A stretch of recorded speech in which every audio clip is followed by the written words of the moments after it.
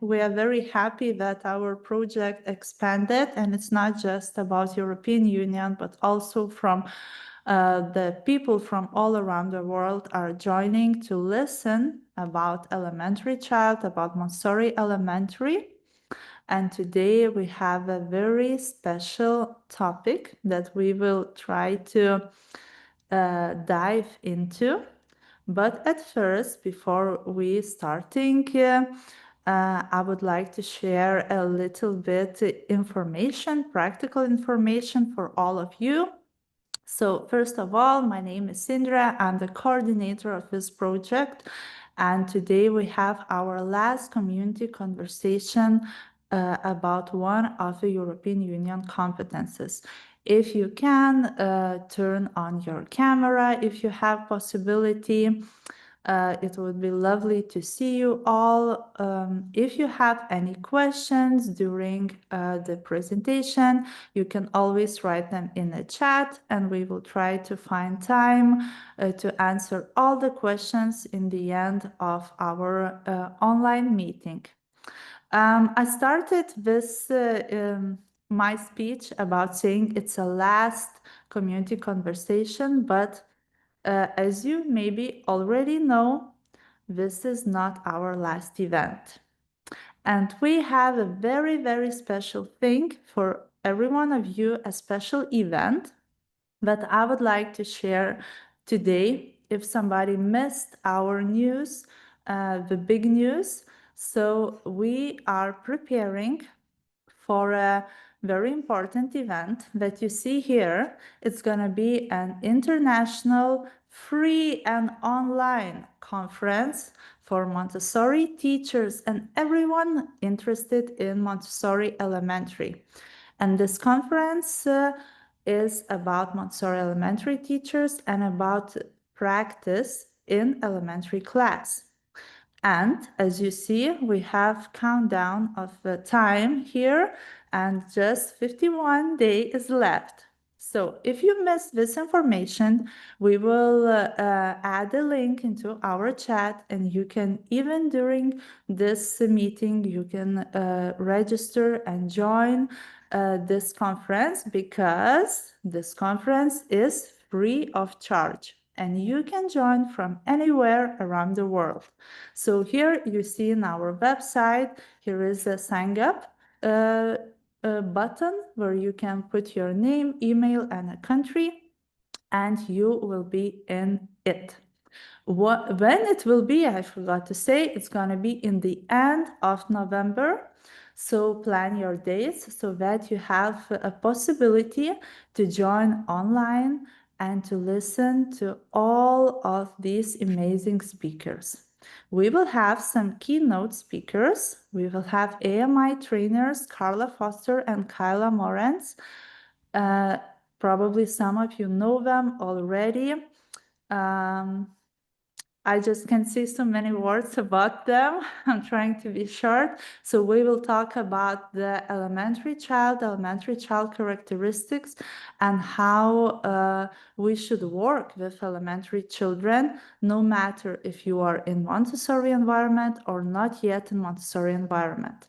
Also, we will have Nina Johansen from Norway. She's head of Montessori Norway Association, and she will introduce to us their path, how we made Montessori Elementary curriculum possible and legal in their country.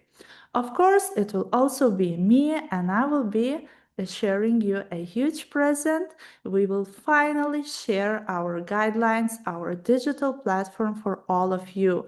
And this is going to happen during the online conference. So please come. We are waiting for this moment to share with you. You can think, oh, just free keynote speakers? No, no, no. We have more. And here you can see the whole program of our conference. We will have 10 breakout sessions.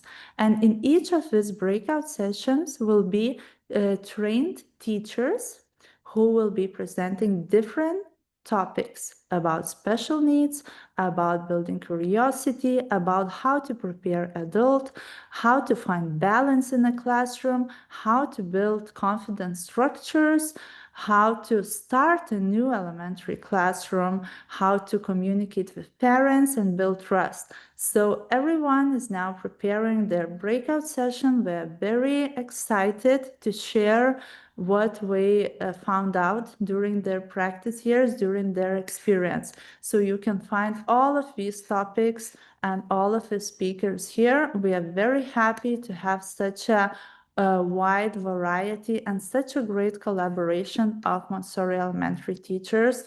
And we will have a panel discussion with them. And also you can choose any of the breakout session room. So I will stop sharing because I really want to see all of your faces.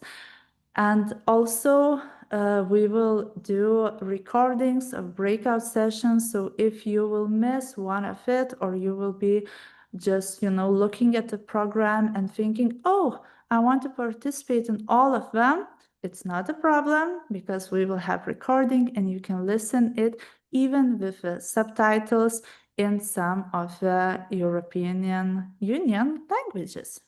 So we are happy about this coming event. We will share quickly the link into the chat, and you can register and be together with us one more time. So we hope that this is not the last time when we see each other, but today it's a very special day because we are talking about European Union competence called entrepreneurship. And then you think about this conference, probably you are like, in elementary classroom? I don't know how it's working. But what we want to share with you is that this competence is about ability to act on opportunities and ideas and how to transform this into value for others. And today, we made because it's our last, community conversation, we made a little surprise for you. And instead of one speaker, today we will have two speakers. Of course, our main speaker will be Mirka from Montessori Institute Prague, but with her together, we have Hanka from Montessori School Andilek from Prague, Czech Republic, and she will also share her insights with working every day with elementary children. So we know we are maybe more brave than I am to speak in public, so I'm giving a stage for them. You can please listen, and if you have any questions, just write them into the chat, and we will be happy to answer them in the end of their presentation. And we can also, you can also ask these questions at the end. So Mirka, Hanka, the stage is yours. Thank you so much, Indre. Hello, everyone. I'm so happy to be here, and it makes me a bit sad to hear that it's the last community conversation. But who knows, with Erasmus funding and with Indre as our leader of the team, and we'll see. There might be more in the future. I want to welcome some of my friends whom I can see here. So first of all, welcome to everybody from the Citizen of the World project team. And then I see some friends like Nancy Haynes. Hello, Nancy, and Regina. Hello, it's so good to see you. Anička, my future classmate, whom I'm going to see next week, and some other familiar names and faces. I would love for some of you to come to cameras, because right now I see like 6 people or 8 people, and the rest of the people are off cameras, and it feels a bit awkward because hi Evie, thank you. Because thank you, Regina, so good to see you. Veronica, nice. Because when it feels really awkward to speak to a screen, where you have all these black little windows with names. So I do appreciate. Thank you, Ronald. Hello, Daniela, Juditko, thank you so much. Before we start, I would like to ask you a couple of questions, just a quick getting to know you. Who are you? Can you put in chat, what is your role? Are you a school leader, or are you an elementary Montessori guide? Are you a classroom assistant? Are you a 3 to 6 guide? Just tell me a little bit so that I get a sense of who is in the room. We're always interested. So a school leader or an elementary guide.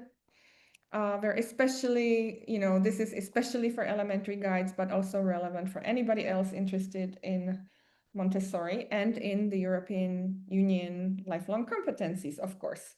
So thank you, Zmika. A special elementary teacher. Yes. Who else do we have? Please put in chat. A parent of a Montessori child. Wonderful, Victoria. Welcome. I'm a primary guide in the UK and a proprietor of our school.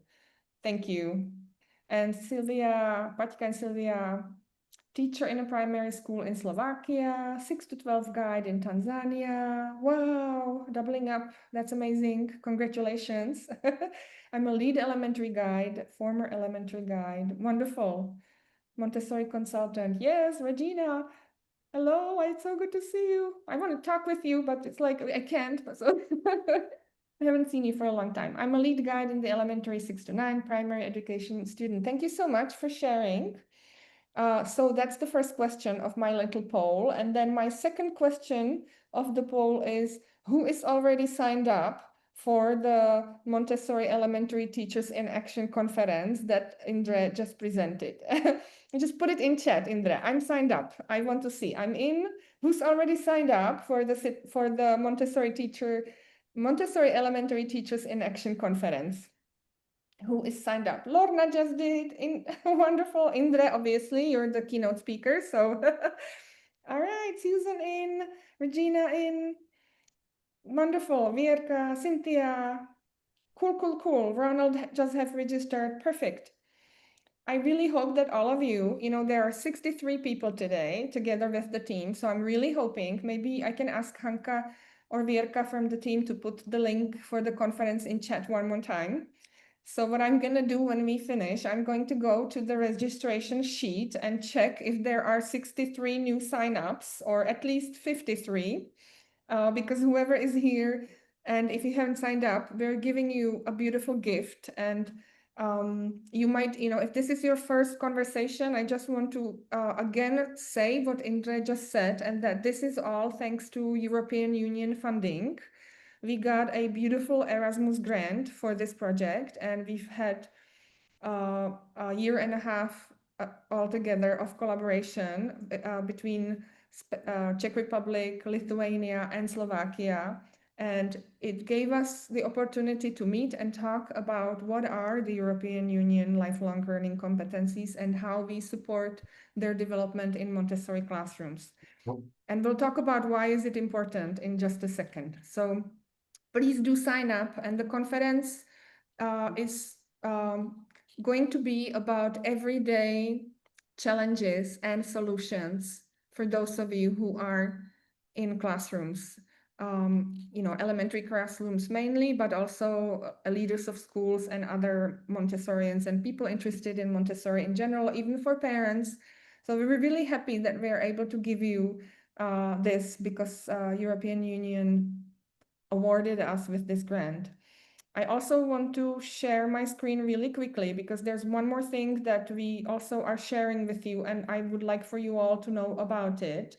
So there is, and again, maybe somebody from the team, please put this URL into the chat so that people can go directly to the website. This is the website where, of course, you've seen it because you registered for this conversation, but maybe you want to also know that all of the previous community conversations are on this website, and you can play those videos, and they're for free. And some of the speakers are really world-renowned speakers on different topics, like Alan Nguyen, who is a trainer, and Kavita and Indre, and Madlena Ulrich is a trainer, and Veronica is a trainer, and Kyla is a trainer. So there are so many beautiful videos that you can watch, and it's free of charge. So if this is your first community conversation, I would really like to encourage you to go and draw from those resources. We've done some really amazing work, and you can also share it with friends and colleagues. Okay, you're welcome and allowed to share. All right, so then I would like to introduce my colleague Hanka a bit more. She and I are going to be doing this together. And why are we doing it together is because she runs a Montessori school, which I founded many years ago, and she's been the head of the school for more than 13 years. We always have problems counting how many years it was. And she is the person who has direct experience with what we're going to talk about today. And we are like I was thinking about it this morning. We are like two sides of one coin, the two of us. I am a Montessori entrepreneur. I proudly identify as a Montessori entrepreneur. And if you all have trouble saying the word entrepreneur, listen to how I dealt with it, because so I say entrepreneur. And it's a really difficult word for us if you are, for those of us who are second language speakers. And so I'm here on behalf of the entrepreneurship side, and also, of course, with Montessori values.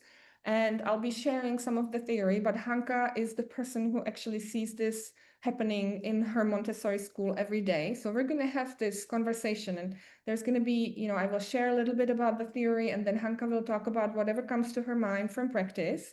And we might even pause and stop during the presentation and ask you if you have some ideas, or maybe if you in your own schools and classrooms are experiencing different types of implementations and activities and tips of, connected to what we're going to talk about. So please feel free at any point of time to raise your electronic hand or put a note in comment. I don't know if I'll be able to watch the chat, but so if you want to talk to us, maybe it's better for you to raise your hand or just wave your hand, and we'll bring you on. And this is meant to truly be a community conversation, not just a lecture when you listen to things and kind of absorb. Although you're welcome to do that if you want to as well. Haničko, is there anything that you want to say? I would like to say, after 19 minutes, hello. Hello, everybody.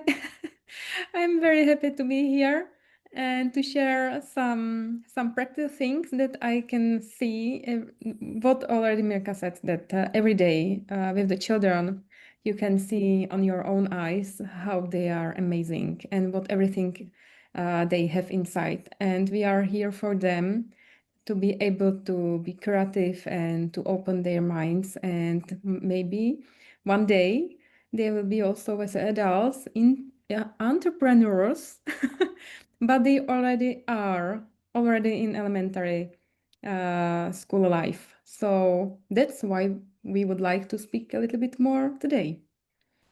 So Thank you, Haničko. let's do it. Thank you. Okay, so I'm going to share my screen. Let's see if I can do it properly. And I want, okay, one sec. No. 1 second. I want presenter view. And I want you to see. Okay, let's see. Let's see if I'm doing it the right way. Okay, now you can see the 1 second. All right, this is always a moment of, is it going to work or not? All right, let's see if I do it this way. Share screen.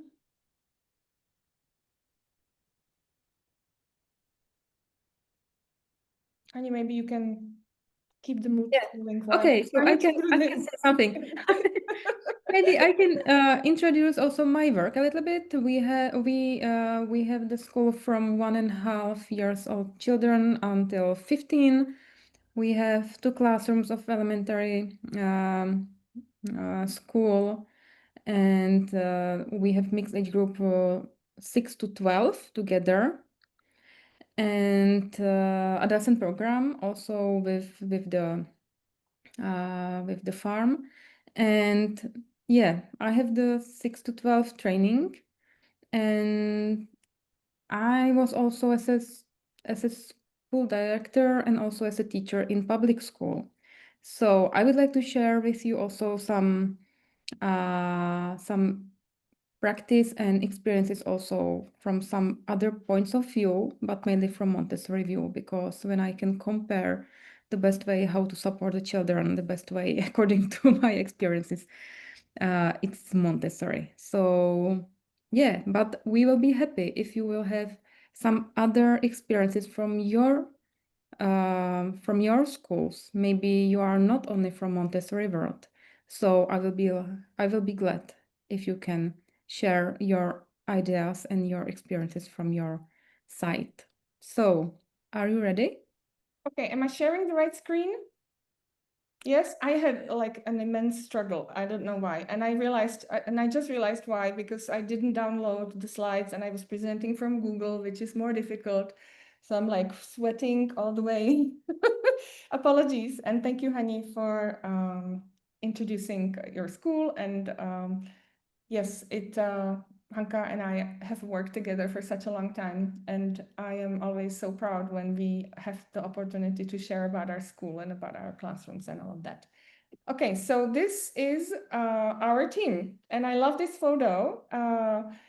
We took it at the very beginning of the project, and as you can see in the middle, because she's the thought owner of the idea that we need to think about European Union lifelong learning competencies in relation to Montessori, and then the rest of us, colleagues from Slovakia, colleagues from Czech Republic, and we've really become an amazing team throughout the project. And we actually just recently had a team meeting in Lithuania, which, by the way, is a beautiful country.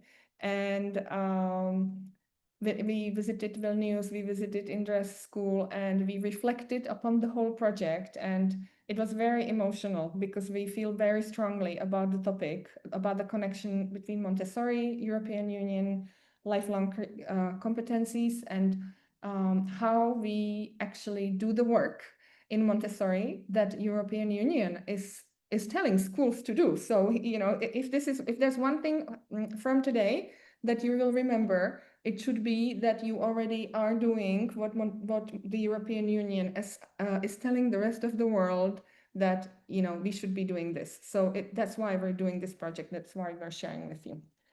All right. So it's going to be about Montessori EU competencies for lifelong learning and about entrepreneurship. And the conversation is part of the Citizen of the World project funded by Erasmus+. So just to give one more time, thank Erasmus for giving us the funding, because it allowed us to do this amazing work. So why is EU talking about the 8 key competencies for lifelong learning? Why are they important? It's because they are essential for citizens' personal fulfillment, healthy and sustainable lifestyle, employability, active citizenship, and social inclusion. That's a pretty strong statement. And you'll get the slides. You don't need to take crazy notes if you want to,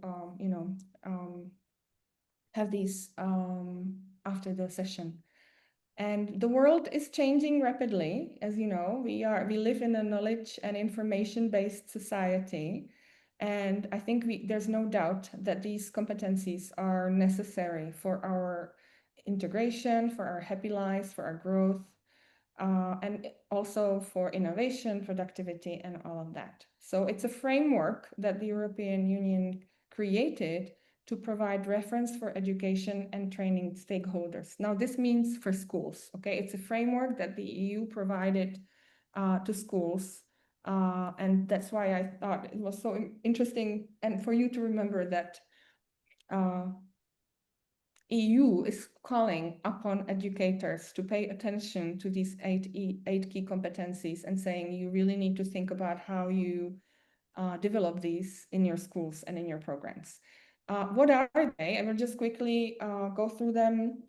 Literacy competence, multilingual competence, mathematical competence and competence in science, technology, and engineering, digital competence, personal, social, and learning to learn competence, citizenship competence, and then the last one, cultural awareness, and then the last one, entrepreneurial competence. You can easily, if you go through all of those recordings on the website of the project, you know, each one of those recordings is about each one of these competencies. So if you decide to watch these videos, you will have a very holistic idea about how Montessori supports development of these competencies in our schools. Okay, so what is entrepreneurship, right? That's kind of I often, when I talk about this topic, I often encounter that people think that entrepreneurship is about ability to start and run businesses, but nothing could be further from truth, okay? Entrepreneurship is a competence and it means ability, and these are the three key pillars of entrepreneurship: turn ideas into action, create value for others, and then use creativity, innovation, and resilience and actually solve problems and do the things that need to be done. So this flower diagram, I call it an entrepreneurial competencies flower diagram. And there's a lot of detail, and you can look at that when you receive the PowerPoint presentation. We don't have time to go through all of these, but this inner side of the flower diagram where you see, I'll go through it again. Entrepreneurship, a person with an entrepreneurship or entrepreneurial approach to life is a person who sees ideas and opportunities around them, or rather who sees problems and is able to turn problems into ideas and opportunities. A person who is able to recognize and activize resources, or you know that you already have enough to actually take some of these problems and turn them into opportunities. And then a person who is able to act upon their ideas and actually do things, okay? So this is what an entrepreneurial competency is about: turning problems into opportunities and through those opportunities, create value for others, mobilize resources, and then actually act and do it, bring value to the world. And when we talk about value, we don't talk only about economic value, but also about social and cultural values as well, okay? So this is what entrepreneurship is. And then, just a little, so here's, these are beautiful photos from our school. I asked Hanka to add photos that we can share. Entrepreneurship competence in the EU framework, and what are the key elements of it? Creativity, innovation, problem solving, risk-taking, initiative, responsibility, and resilience. Now, this sounds awfully familiar to all of you, right? Because we do this in our elementary classrooms every day. So I just wanted you to see how, this is the EU framework: creativity, innovation, problem solving, risk-taking, initiative, responsibility, resilience. This is what the EU says we should be developing in our children. And my question is, does it ring a bell?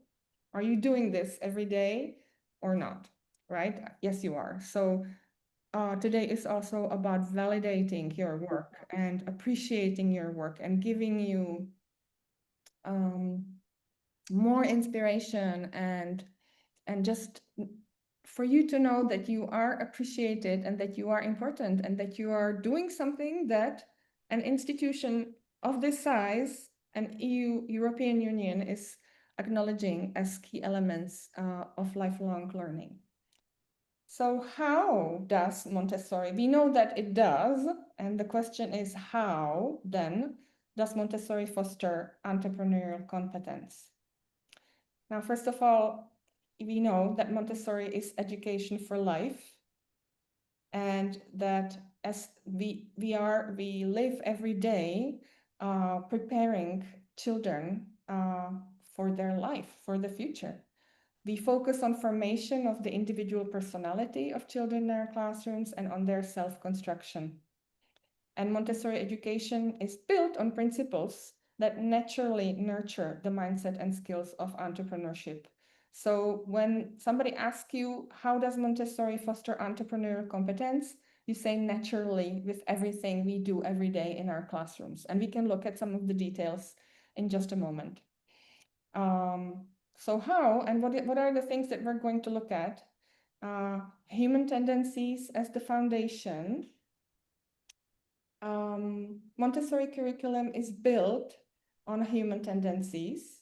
Yes, you all know what they are: exploration, orientation, order, communication, work, exactness, repetition, and they are natural drivers of our life, of our desire to learn for life, or to develop our life learning competencies and adaptation as well. So human tendencies as the foundation for developing all of these competencies, including the entrepreneurial one. We have a developmental approach to education. We all know what 4 planes of education are, and we recognize that learning and building a competence must be appropriate to each stage of life where the child is, and that it continues throughout the whole life. So we have this lifelong growth mindset, and we're aware. That's why we talk about lifelong learning competencies, that we learn from the moment we are born all of our lives. Purposeful work from birth, that's, in a way, I've already mentioned that. The child's work is, this is a quote from Maria Montessori, the child's work is nothing more or less than a man building. Day after day, hour after hour, from minute to minute, then that incessant labor goes on. We have this internal drive to work and develop, and it's our lifelong drive. It never goes away. Independence as a goal, obviously, we develop independence, or it's our goal to help children develop their own independence from the moment they are born, and not just children in our schools, but also our own children. We are here to support them on the journey to independence. And then integrated competencies. Everything we do is interconnected and integrated. We have a holistic way of looking at the world, at learning, at the child, at the society. Why are we here? So, you know that how this integration of subjects, in a way, and of activities in our classrooms are important. And we're going to talk about it as well in a minute. All right. Okay, I'm going to take a sip. And so we're going to, and this is going to be a moment when I'm going to ask Hanka always to step in with every slide. I'm going to share the theory always, and then ask Hanka to help me and discuss details of what she can imagine. I'm just going to put you on so I can see some of your faces here on my other screen. So Montessori does pave the way to entrepreneurship. Okay, I would really like for you to remember this. Montessori paves the way to entrepreneurship. And how, and we're going to look at each of these most important pillars right now. So obviously, first one that comes to mind, through the prepared environment. These are beautiful photos from our classroom, so you're welcome to enjoy looking at the beauty.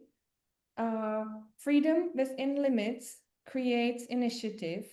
The prepared environment offers clear boundaries with freedom of choice within them. If you are a Montessorian, a trained Montessorian, this is one of the most important, one of the first things that you learn, that the prepared environment offers clear boundaries with freedom, but choice built in it. Children learn to identify opportunities. What am I going to do today? What am I going to, work with? Which material? What is calling to me? They make decisions, what to do, what to take, what not to do.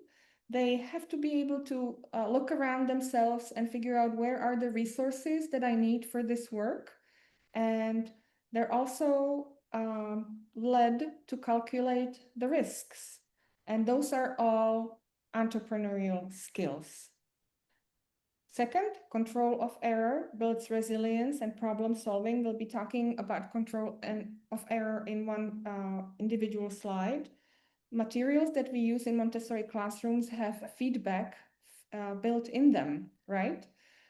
It allows children to learn by their own discovery, to correct their own mistakes without adult intervention. Now, how much is that different from what happens in regular schools?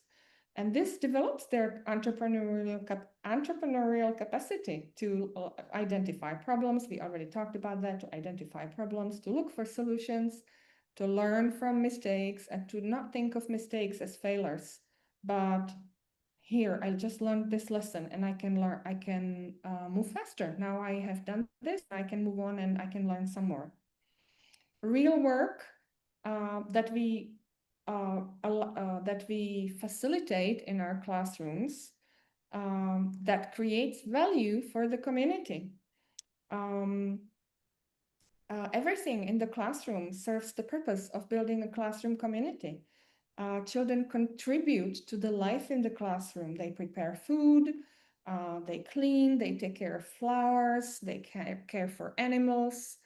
Hanka's going to talk about some of these examples. They help each other. So everything, the real work they do in the Montessori classroom actually creates real value for the other people who are in the classroom together with me.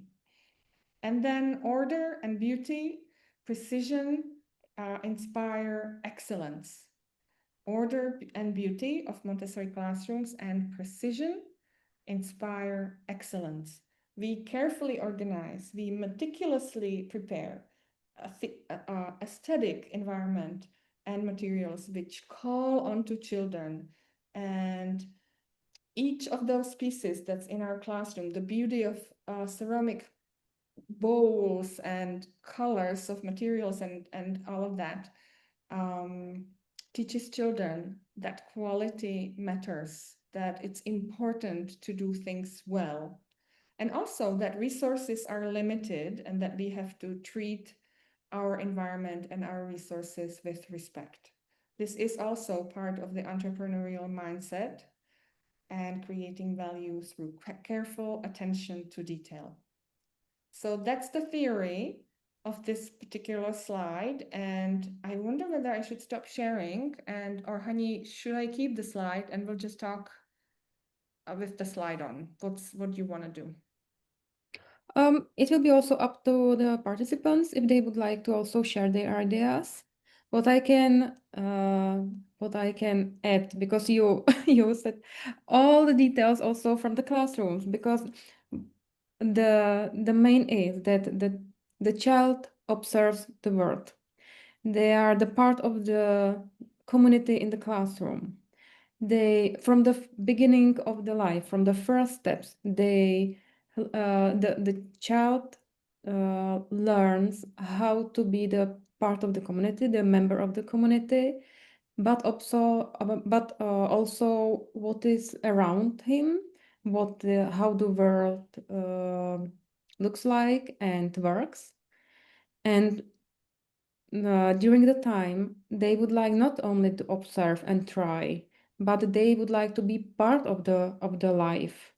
And in elementary school, the children in 6 to 12, 6 to 9, they really want to be very, how to say, they would like to contribute with the world. They don't want to only observe the world. They would like to be connected with the world and connected with the community as a member, but also how to be the really meaningful part of the community.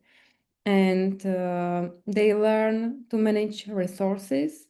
So it's also part of the how to have the entrepreneur mindset, how to plan the work, about the materials, how much time I have for this activity. It's also about the relationships in the classroom. They are all the time try to you know try to uh, not damage, but you have some rules for the classrooms, and they would like to try if they want to do something more, or if they can do something against the rules. They are flexible in the mindset. They don't have any borders in the mindset because they want to try what's more. And Yes.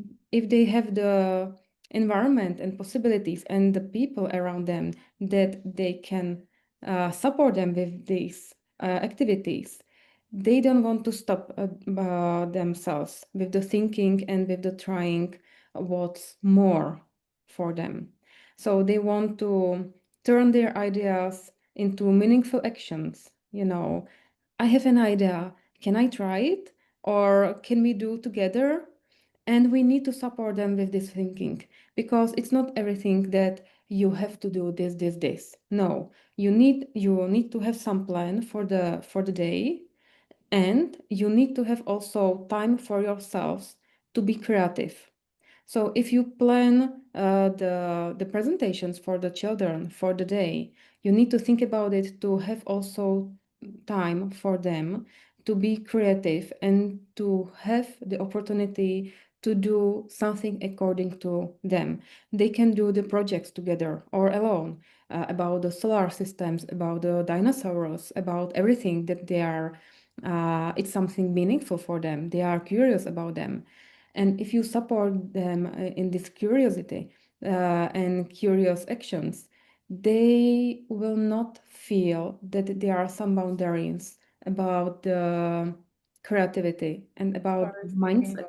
Yes. Yeah, The universe is the only boundary. Yes. yeah, yeah. Yeah. And I because we think have the prepared environment, yes. it's only one environment, but the other environment is outside.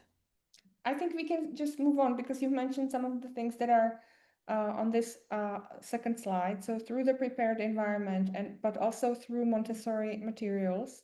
And it's really important, to mention that Montessori environment and Montessori materials are in the elementary are keys to the world. And what does that mean? So what we do is we don't give children results and facts and information as given, but we provide them with materials and with guidance, with helps them to unlock and then explore. I really love this about Montessori Elementary, that we think of the materials and the environment and what we give children as keys to the world. And then children, because they only get a key and then they have to do the work themselves, they have to, plan experiments, gather supplies, calculate little budgets, plan going outs, and all of those things. And so it's really important. And then that is their growth. They want to own their growth. And this is called incomplete design by intention. We give them the keys. We don't give them answers. We just give them the keys, and we do it by intention. Incomplete design by intention. We also, and it's one of the things that you mentioned, we give them only limited amounts of materials.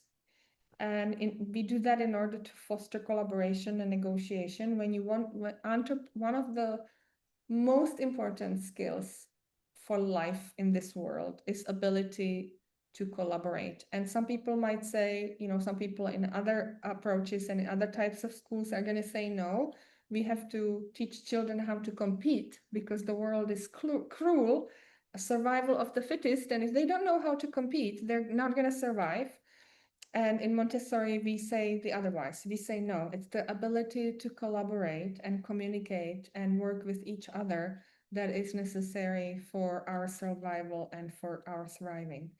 So the scarcity by design, that we only have one piece of material of each, and they have to communicate to each other collaborate, they work together, they develop their leadership skills, and also, as I just said, to understand their peers as collaborators and resources, rather than competitors and somebody who threatens us. So we build the social competence, and that's needed for working in teams and all of those things. So limited materials, foster collaboration, negotiation, communication. And then I love this one. The world is the ultimate Montessori material. So in Montessori Elementary, we talk about a dual Montessori environment, which is the classroom and then the rest of the world. So we don't limit children's exploration and learning and work to only what's inside the classroom, but we invite them to go and explore the world. And the world is the ultimate Montessori material. We do it by what is called going outs, and they are little expeditions into the world, and we do them in a safe way, but we do them, and children do them, and their independence grows through these going outs, through this experience of I can plan. Okay, we need to go to a library because we don't have all the books that we need to do a study on Japan. My daughter just recently had a presentation project on Japan. And it started by the idea that, what's the name of the animal honey that they love? I can't think of it. The brown, they have not koala cafe, but well, I know. you know what I mean? I can't think of the anyway, there's a cafe in Japan, which is like, in our part of the world, we have cafes or coffee shops where you can pet cats. In Japan, they have cafes with capybaras. I just remembered capybara cafe. And she just wants to go to a capybara cafe. And that was the inspiration for their whole study on Japan. And they realized they don't have books on Japan, and some schools, they might say, oh, you don't have a complete library here, and think that it's a hindrance. But no, actually for us, it's an opportunity for growth. We need to go to the library and we need to plan a going out, and all of those things. And Hanka will talk a little bit more about the practice of this in just a moment. So they have to plan, they have to calculate, navigate, communicate, and it's a real world entrepreneurial experience to go out like this and to plan something like this. Another point, impression through story, not through instruction. So in the Montessori Elementary, we have something which is called the great stories or key lessons. And we sow the seeds through these great stories. And how do we do that? We deliver incomplete information, we give inspiration, we give a metaphor, and then when they don't have the answer of how it is all in reality, they will start wondering, they will be curious, it inspires further exploration, and they feel the thrill. And it's almost like an entrepreneurial thrill of, I'm going to explore this, I'm going to be a scientist, I'm going to have, I'm going to test this. We don't give them answers. We help them through stories to look for answers themselves. And also stories are the best way to build community, to connect with other people. So there's a whole social aspect to great stories as well. And then follow-up work, which means, when there's a presentation and what do we do with that? Where do we take it next? What can we do after? Is child-centered. It's not teacher-assigned. So we don't tell them what to do after a key lesson. They create their own math problems. They design their own experience. They pursue their own research. And it builds imagination and reasoning, and it just again extends their learning and fosters lifelong desire to learn more, to find out more. So I'm going to pause, Haničko, and what is it that comes to mind when we look at these elements of how Montessori paves the way to entrepreneurship through Montessori materials? What is your experience? My experience is that the classroom has limits. You already said we have dual environment, so they need to go out for everything. They need to go out for answers. And the classroom is limited by only the key for the next doors to open some doors with some exploration, but you need to go really out. The going out activities, they do according to their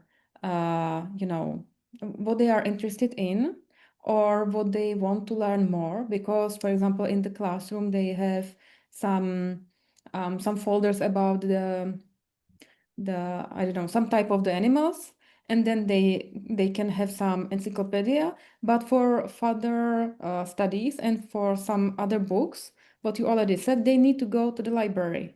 But we never know what they want to explore, so we cannot have the full library in the classroom or in the school. They need to really go out to the town somewhere.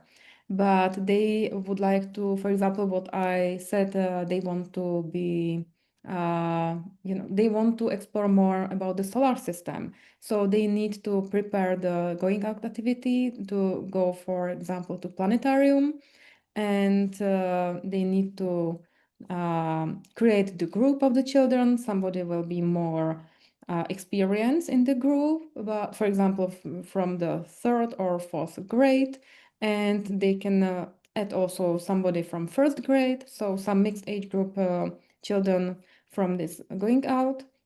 They need to have the goal. They need to ask somebody for help because they cannot go alone there. So they need to communicate with the office of the planetarium. They need to be prepared how to call to the planetarium and order the tickets, for example. And they need to go there and then to create some results, some notes, and also present the project also for the classroom. So it's not only some kind of activities and they do whatever they want, but they need to have some goals. So they need to create a plan. The materials in the classrooms are also limited by themselves, and the children, they can create their own materials. So if they want, if they have the folder for example, about the pig, about the bones of in the pig body, and they would like to also search for some other information about, for example, how it works in the dog's body, so they can create a folder about the dog and create and draw the pictures and so on.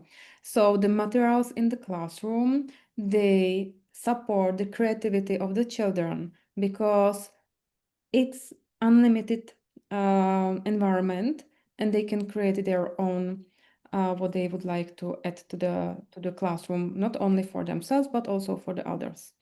So they are supported in some project activities. They can create school newspapers, the olders.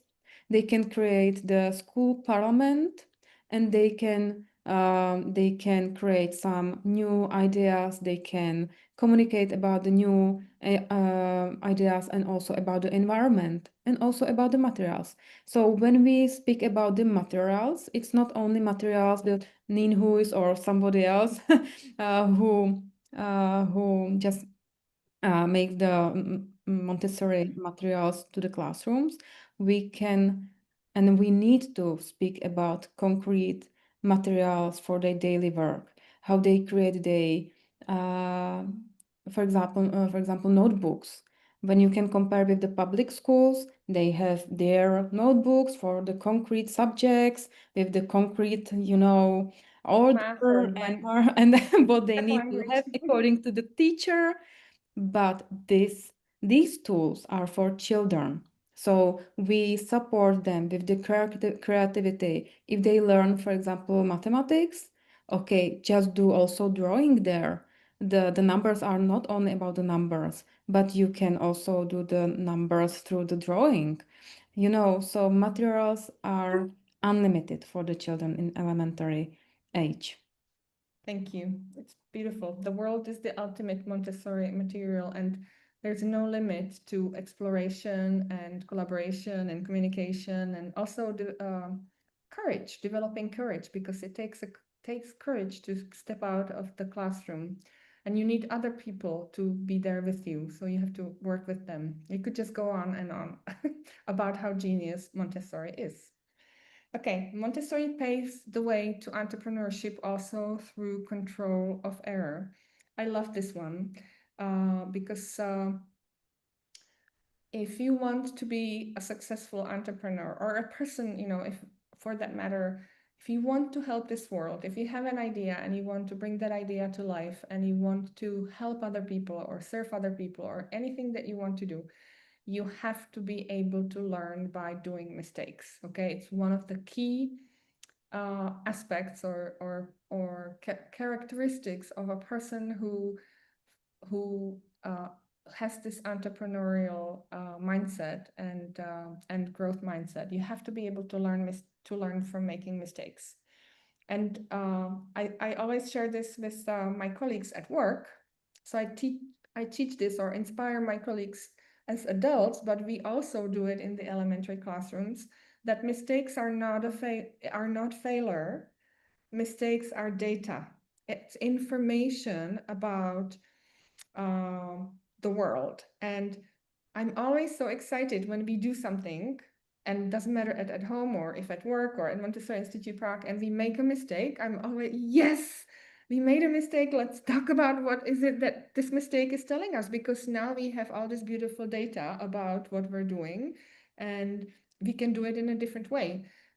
So this is one of the most exciting things for me as a person, and I love this about Montessori elementary classrooms. And also the fact that children are able to, they don't need the adult. So it's this self-correction without adult intervention. They don't need the adult to learn. They don't need an adult to stand there and say, oh, you just made a mistake, you know, wrong spelling. I just remembered that inspection person. Remember a long time ago when there was an inspection in our school, and they went to the primary classroom, to our 3 to 6 classroom, and there were, you know, somewhere it was written by a child, and it was misspelled, and this person was like so upset about the fact that the teacher didn't correct the child's spelling. And we said, this is, you know, it's exactly the opposite of what we do. We want to help children to be able to realize their own mistakes and learn from them, and without the necessity of the adult external assessment. So children, through making mistakes, they learn to self-correct. And we talked about materials having built-in control of error, Montessori materials having, you know, built-in insight. So different kinds of things. Maybe you can think of some of these, you know, materials that have this built-in control of error in them when you share. They develop the abstract from having that concrete experience. This is also a big one. In the 3 to 6 environments, children have immediate sensorial feedback when they manipulate materials. They have immediate feedback whether there's, you know, a mistake. Am I doing this right? When I'm building the pink tower and I start with the smallest cube and then I put the big one on, it's gonna collapse. So they have that immediate experience that no, that's not the way how to build the pink tower. And so in the elementary, the child is now a reasoning child, and they're asking questions. Is this true? Is it really true? How is this true? Why is it true? And they kind of develop from that concrete experience. They are starting to think about these abstract questions and abstract things and that's a major change that happens to a child when they transition from 3 to 6 to 6 to 12. Peer verification and collaborative problem solving. We can also, Hani, I'm sure you'll have a lot to share about that. My daughter so often, I have a daughter in the elementary child, and she so often comes home and she says, "Mom, we had an argument at school today again." And like she's so excited and upset at the same time as she shares with me, and I'm like, okay, well, what happened and how did you deal with it? And then she tells me the story of how somebody got upset because somebody else said this, or they didn't want to work together or whatever, and then she always ends up describing how was it fixed, how did they deal with it. And I always check, and I'm like, and did Radka help you with that? And she says, no, we figured it out ourselves. It took ages, but we figured it out ourselves. So through control of error, we develop all of these skills of problem solving, abstraction, imagination, ability to learn fast, to fail and learn fast, ability to self-correct, to self-assess, to reflect. All of these are key to entrepreneurial lifelong learning competence. What comes to mind, Haničko? In my mind is also that it's full of the social interactions among the children. So the peer verification, it's great. It's necessary.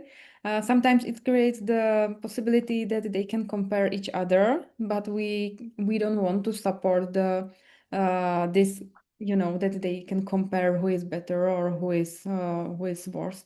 So it's not this kind of the cooperation. They need to collaborate, and the verification is something that they really create the peer group. They can create the relationship through the work. So sometimes what we can see when you have the preschoolers, for example, they have some very good relationships, friendships together, and they want to be together also in elementary. And you can see it already in this age when they are preschoolers. So they can be friends, but maybe they are not good as a peer group, peer for the work. And you must be very, very careful with this, and also communicate with the parents. Maybe they also push you to the situation that they will be also together in the elementary. You need to create the elementary environment that they can be able to cooperate together.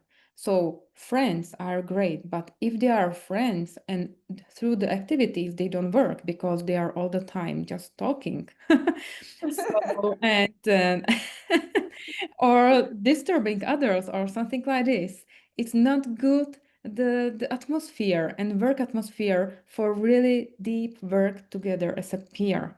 So peer verification and collaboration, it's great when you have also the culture of the team, the culture of cooperation. If they have very clear, strict rules for the cooperation in the classroom, if they know how to ask for the help, but also you guide them how to solve the problems by themselves, what you already spoke about it. So it's really great then to see the children, how they are able to work alone without any other support of the adults, and how they really feel responsible, but how they feel freedom with the decisions.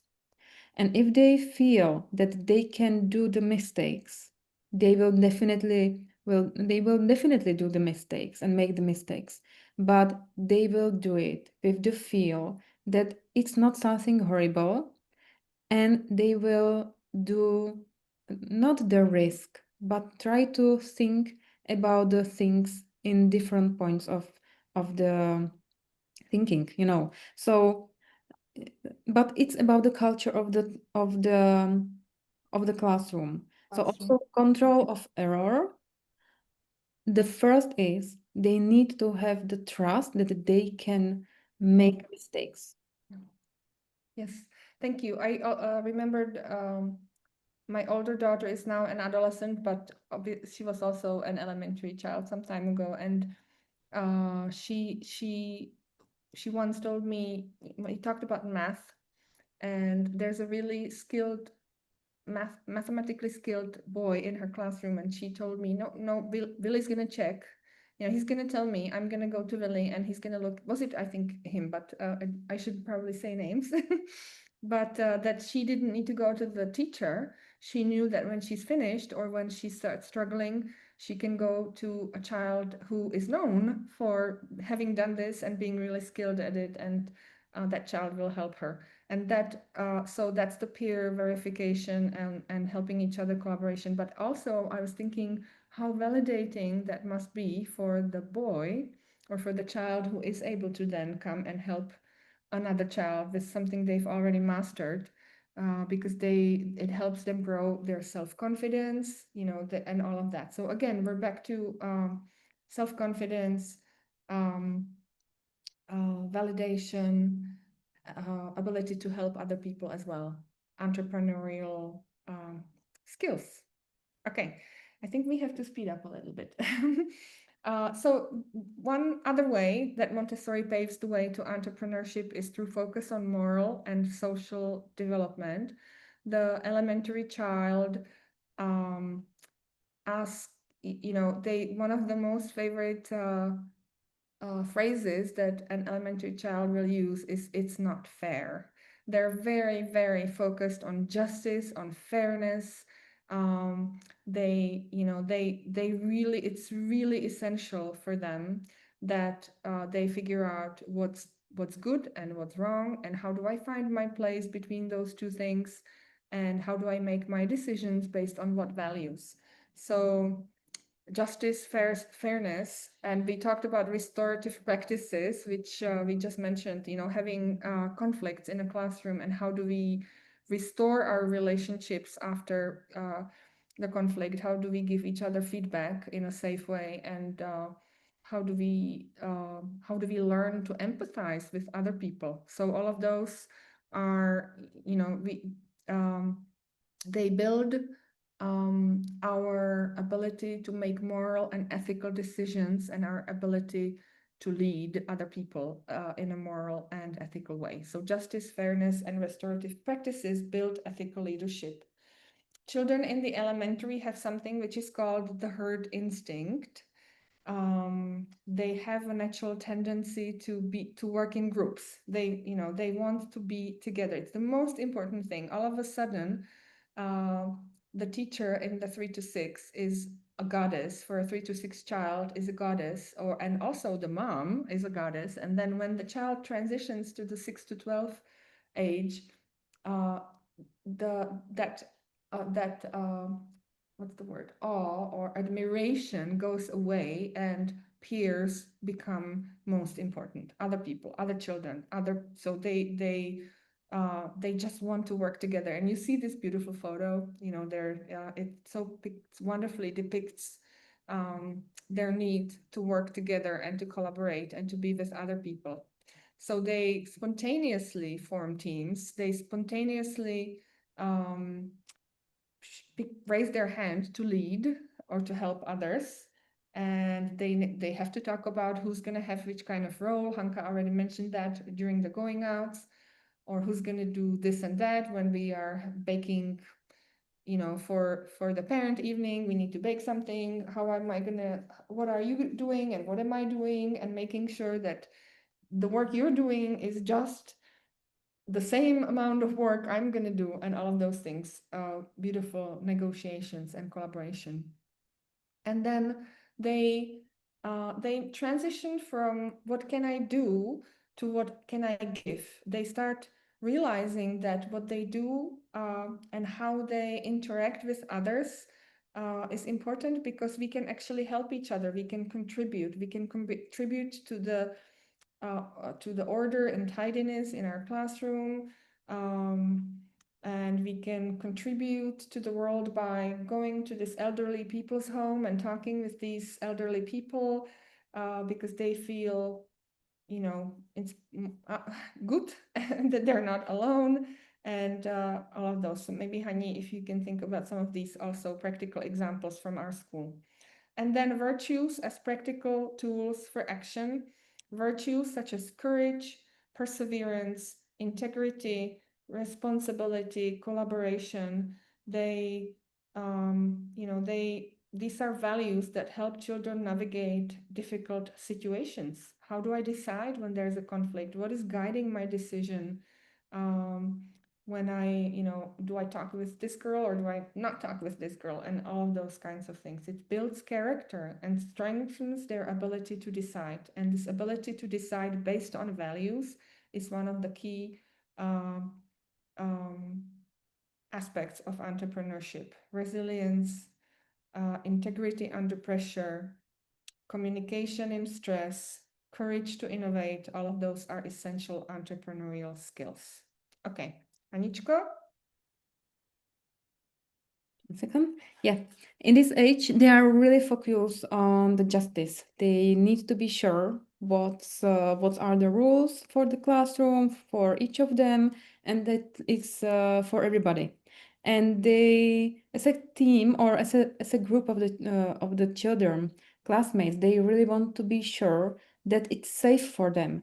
The justice, it doesn't mean for them that from our perspective, from adults, for them, justice is that it's safe for them, that it's for everybody the same. And what is the necessary from our part as adults in the classrooms? We need to be a role model for them for this. And even if you have several teachers in the classrooms, they need to have the same rules, the same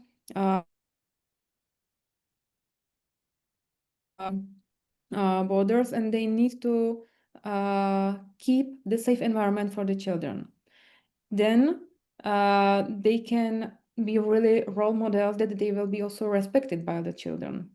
Because in this elementary school age, the children, they need to have really somebody who can admire and who can be very respectful adult for them, because they want to learn so much.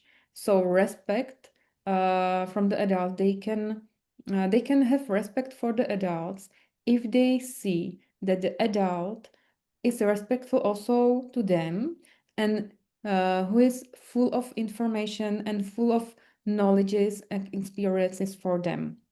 And it's also part of this collaboration, justice, that they can have some moral, thinking, and they really need to feel that the teacher belongs them, and they are on the same kind of, respectful communication and behavior.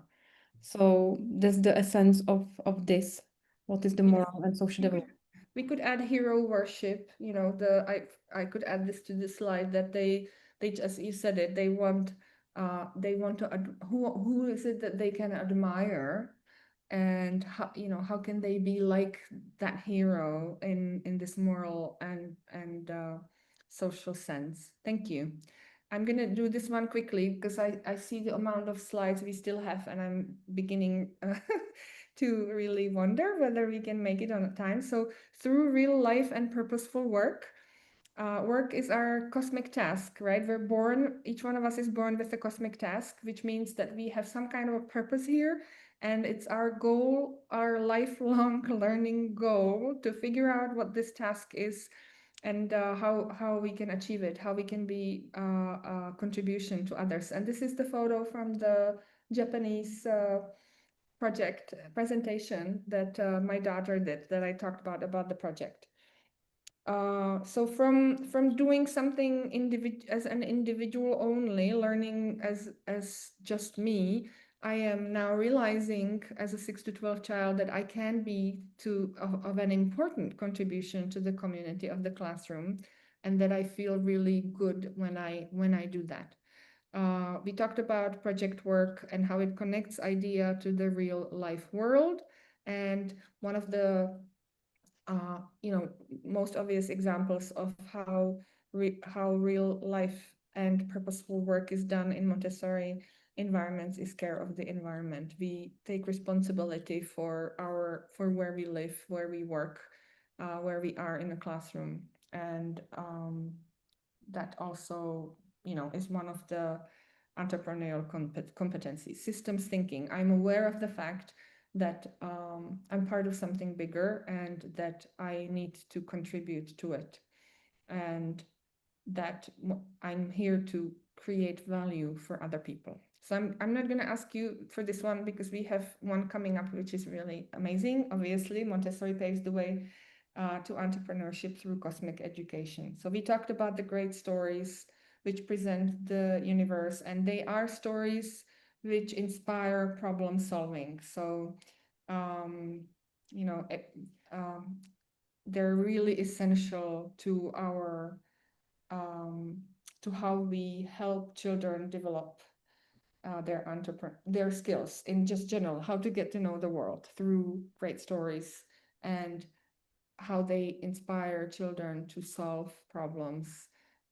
Communication, humans invented the alphabet, and the coming to life, which was a solution. The story tells how the problems between elements were resolved, and you know, it helps children. These great stories help children identify problems and look for solutions, which again are entrepreneurial skills. We did talk about interconnection and interdependence. We have something called interdependence chart in the elementary, and we help children understand that everything in the world is connected and interconnected and interdependent, and it helps them to develop systemic thinking. What does this mean? Why do we need it for thriving in this world? Because we learn that everything we do and everything we think and the way we communicate and how we share and how we not share, it all has consequences. We're part of a bigger whole, and everything we do, literally everything, has consequences. So we really need to be aware of this interconnection and interdependence. Gratitude as the foundation for social entrepreneurship. We help children to develop gratitude for the explorations and innovations and wonderful things that other human beings developed before us in history, you know, alphabet, numbers, technologies, and all of that is everything that we have a chance to enjoy in life is thanks to other people who have gone and walked this path before us. So it's really essential that we develop gratitude, and not just towards other people, but towards nature, towards science, towards our environment, and all of those things. So gratitude as the foundation for social entrepreneurship. When we develop this ability to be thankful, it is paired with realization, I also want to help. I also want to be part of this wealth and abundance of what was created before us. So it's about realizing, you know, what is my cosmic task? What is my goal? How can I help? How can I contribute? So what is my role? Anything comes to mind? In my mind is what is my role is more also about the adolescent age, because they are really they are not curious. They don't know what is their role. They are totally under their hormones and under their mindset that they don't know what they are, and they really need to find their cosmic task. But already in elementary age, they really need to find their role in their group of the children, and then have the base for the next level of the development. So if they really know what is their role in the classroom, in the group of the classmates of their friends, they will be more than stable and stronger when they will be older in adolescence age. So yeah, Yes. that's the main in elementary children age. Yes, thank you. Yes, I meant what is my role here in this environment, and how can I contribute here is the beginning of discovering my personal cosmic task when I'm, you know, later on in life. Montessori paves the way of entrepreneurship through building self-direction. These are some nicely very specific, so I'll just zip through them, and thank you. It's that's a beautiful photo. again. The elementary child is encouraged to keep a work diary that helps with self-management, accountability, ability to self-reflect, and to plan my own learning path. I have I have a work journal, and I hope all of you have a work journal and you keep a work journal. I think not just elementary children should have a work diary and work journals, but us adults as well. Individual conferences, the child and the guide together co-create the child's learning path. So individual conferences are very Montessori specific. I cannot forget my experiences from my own elementary age when we would have a test and then the teacher would stand in front of everybody and she would pass out, these paper tests and say, Vlčková, fail. And then Chramostová, oh, you did the best job of the whole class again, and that has nothing to do with this intimate relationship and this space with the guide where they talk about what worked, what didn't, and the child's perspective on what do you think you need to learn now, how do you deal with the fact that multiplication continues to be a problem when you're in the 7th grade and those kinds of things. So the children own their own learning path, and when they have this ability to own it from this early age, then they will want to own it when they're adults, and they will continue to want to develop. They will love to learn. And of course, to-do lists or homework versus learning from passion and from my own interest, from my deep choice for this topic. This subject my daughter just did, the Japanese project, was born from her desire to visit a capybara cafe and look at how beautiful what came of it. So learning based on what we are told to learn versus actually having a choice to decide and to develop my passion. And from we also self-direction leads to intellectual independence. When I'm able to decide what I'm going to do, how am I going to learn this, I'm going to allow myself to make my own mistakes, I am growing into an intellectually independent adult.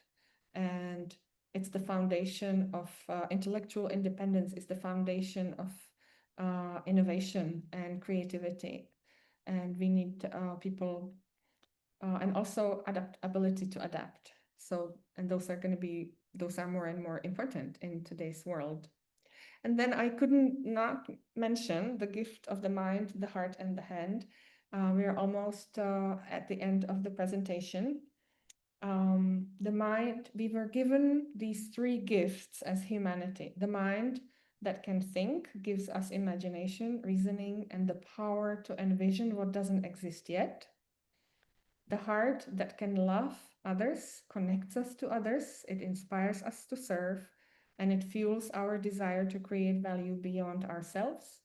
And the hand that can work allows us to manifest our vision, transfer ideas into reality through purposeful action. So if you remember that flower chart, that entrepreneurial flower chart, the ability to see a problem and turn it, imagine that there's a solution, the love for others and wanting to create value and serve other people, and then the ability to actually take action and do it. Those were, if you remember, the 3 parts of that entrepreneurial circle, and they directly connect with the mind, the heart, and the hand that actually can do the work. So this is, in my opinion, entrepreneurship in the highest form. We develop to our full potential, we're able to use our gifts, and we want and are able to contribute to other people on Earth. Okay, I'm speeding, I'm sorry, but I have to. So Montessori develops foundational entrepreneurial skills imagination and creativity. We already mentioned that. The great power of this age, the great light that is the great light that illuminates the intellect, a quote with a mistake. And, you know, a tool that allows us abstract thinking and reasoning and creative problem solving. Really, you need to be innovative and creative in this world, especially when it comes to resolving problems. And everything we enjoy today was once the fruit of someone's imagination. It is the wellspring of invention and creativity. We talked about initiative and problem solving, so I think I'm just gonna skip that. So the ultimate goal of Montessori education is to equip children with a mindset and habits for lifelong learning and entrepreneurship. It's the ultimate goal of Montessori education. It directly aligns with all of the lifelong learning competencies the EU defined and with entrepreneurship very strongly. So you can read up on this about the child, the 6 to 12 child being the reasoning explorer, the adolescent being a social newborn, and then in maturity, I am able to take all of this and give back and help shape the world. And obviously, I couldn't finish without giving thanks to Maria Montessori, who was our role model, and not in just focusing on the child, but also and helping us to get to know the child and to figure out ways to serve the child in our best possible ways, but that she herself was an entrepreneur. And people don't often remember this, that she actually herself started a global movement of female entrepreneurs, school founders, teachers acting as leaders, running entrepreneurial ventures and micro communities, and anything you can imagine that we do in Montessori. Imagine how huge of a female entrepreneurial movement we are, thanks to this woman who inspired us to follow the child. So huge thank you to Maria Montessori. And I want to leave you with a quote. The child is both the promise for both hope and the promise for mankind. Montessori children, with their independence, responsibility, creativity, and initiative, embody the EU vision of lifelong entrepreneurial citizens. Off. Thank you. Thank you so much. Aničko, I was hoping that we get to talk way much more than we actually did. But is there anything that you want to say to wrap up? Me or others? Yes, you. Me? Yeah, I think that we also didn't mention the projects about some selling or something like this, because these are the little things for the children in this age that they are so huge. If they want to sell something, to be independently somewhere out of their comfort zones and so on. But the base is all these things and competencies that they need to have before this or parallelly. So just I wanted to add somewhere, I don't know where it was, but wrap up that yeah, the main for the children in this age is, if they need to be prepared for the world that they don't know, we don't know how it will look like. They need to be flexible and be prepared for everything. So they need to be active, they need to be open-minded, they need to be open for some new things. And entrepreneurship, it's not only about the business, what you already said. It's about the open mindset for the life and for the world that we need to live in. So that's the main what we need to do for them. Yes. Thank you so much. Thank you. Do we have, so Indra has just put, this is very important. We would really appreciate if you would please click on the feedback form that my colleague Indra just put in chat and give us feedback on how you liked this session. This is how we report to Erasmus that we have done the session and that we have helped a little bit in our little way. So please help us.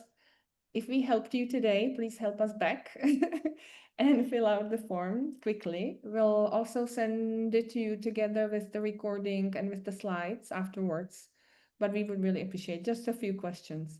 And do any of you have any insights or comments, any ahas, or just when I was writing, so the most important resources for this summary was, and I'm sure Indre recognized, lectures from our 6 to 12 diploma course given by Carla Foster and Kyla Morenz.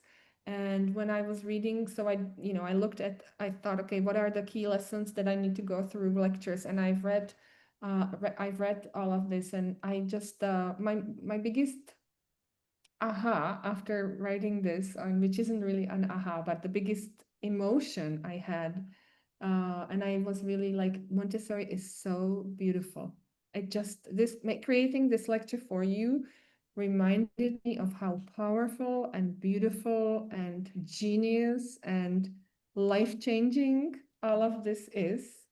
So I really enjoyed preparing the session for you. And I would be really interested to hear what were your emotions or reflections of today? Just, one or two people maybe? Somebody? If nobody's sharing, I would like to share, okay? Well, Yeah, I was thank you. thinking, I think what you talked during this presentation also touched a lot, these Montessori principles that you talked that builds this entrepreneurship competence. It's also a lot about the prepared adult in a classroom. And I also can share my own experience when I started to do Montessori training.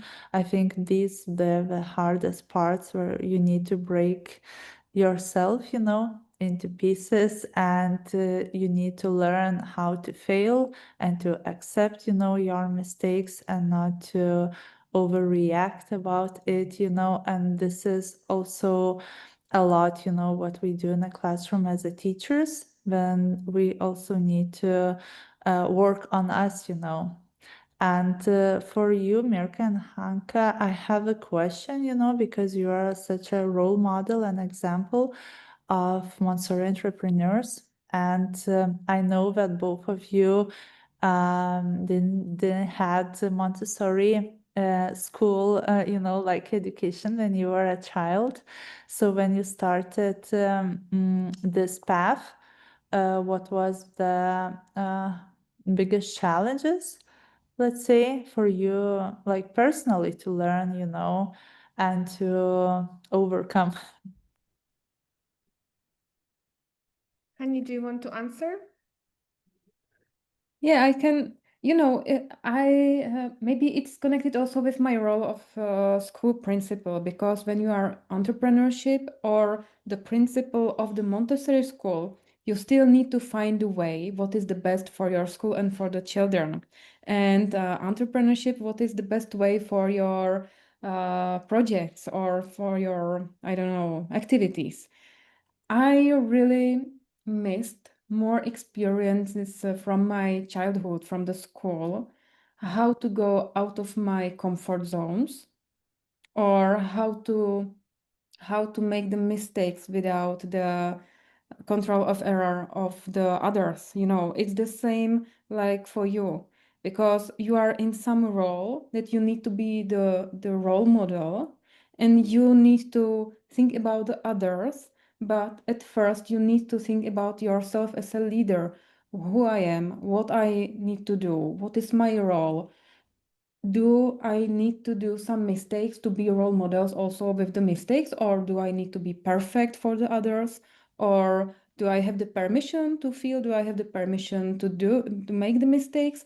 All these things was in my mind from the beginning, but it's the same school principal or entrepreneurship for me. So yes, the mistakes and maybe Maybe, yes, maybe these two things, mistakes and the comfort zones, because in many ways you need to go out of your comfort zones and you need to be in the contact with others and to feel not to feel that you can't do something. If it's not against the law, totally against the law, something that you need to go to the prison, you need to be open-minded for this. And as a Montessori school leader, I needed to be totally open for different ways out of the out of the way of the public schools or something like this, if I am clear. So to be just open for everything.